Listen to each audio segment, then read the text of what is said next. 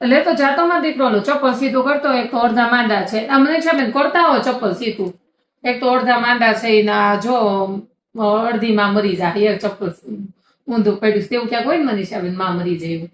તઈ હું આ પેલા એ હું કામ હુતી છું એમ, હજી જો લાંટો હુતી હતી, આ નોરતા પૂરા થયા, દશેરા ગયા કાલ, હા થાકી ગયા છે, રાબેતા મુજબ પાછી કમર ને પગ ને નહીં દુખવા માંડ્યા, તો 10 દિવસ સારું હતું. તો હવે પાછું હતું એમને જો પગ કેવા દુખે. સાસુ બપોરે ઉઠી હતી 2 વાગ્યાની, જો અત્યારે તમે આવ્યા ને તે ઉઠી બેલ માર્યો ને એટલે હા એ વાસણ પડ્યા કેટલા.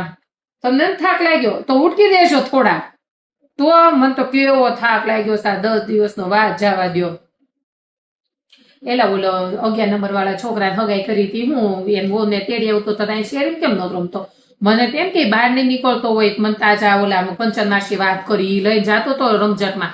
હવે આ જો પેલા જો આવું કરે મનીષાબેન, અત્યારે આવશે 10 દિવસ રમઝટમાં લઈ જાહે અને ફેરવશે ને બહાર નાસ્તા પાણી કરાવશે, પછી પૈણા કેળે જો શેરીમાં ઠેકડા મરાવે. બાયું ક્યાંથી ટકે, પછી પેલા જેવું હોય ને એટલું દેખાડે, જેટલું ઘરમાં હોય ને એટલું દેખાડાય, વધારે પોળું થવા ન જવાય.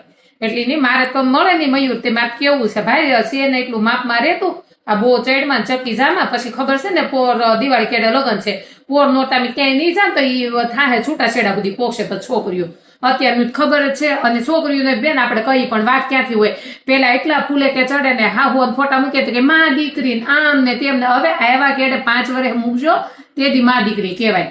હા હજી તો હગાઈ થઈ હોય ને ત્યાં તો તમારે કંકુ પગલા ના, હવે તો કઈ જમાનો આવ્યો કામનીશાબેન, આપણા જમાનામાં કાંઈ હતું નહીં, આવું ખબર જ હતી ત્યાં જઈને જે બાપાને ઘર કર્યું છે હારા ઘેર કરવાનું છે ધવડો. અને અહીંયા તો હવે પેલા તો એટલું દેખાડી દે ને પછી પૂરું. આ માટી મયુર મળે ને કેવું મનસાબેન, આ વાસણ સાફ કરજો લ્યો થોડાક આવ્યા છો, મને બહુ થાક લાગ્યો સાજ.